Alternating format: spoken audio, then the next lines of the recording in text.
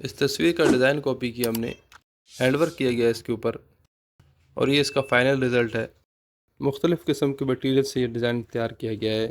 اس کے اندر golden plane دبکا لگا ہے، بیضا ستارہ آنسو اور بیٹ کی جیسے فریش مٹیریل سے سارا یہ کام کیا گیا ہے۔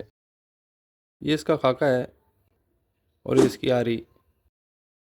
یہاں اس ڈیزائن کو کاپی کیا جا رہا ہے، یہ اس کی ٹریسنگ نکالی جا رہی ہے یعنی خاکہ، اور یہاں اس مشین کے اوپر اس کی آری کی جا رہی ہے۔ اگر آپ لوگ بھی اس طرح کسی تصویر کا سیم ڈریس کاپی کروانا چاہتے ہیں یا صرف سیمپل بنوانا چاہتے ہیں یا صرف آری کے لیے بھی آپ ہم سے رابطہ کر سکتے ہیں۔ مزید معلومات کے لیے اوپر دیے واٹس ایپ نمبر پر ہم سے رابطہ کریں۔ جزاک اللہ۔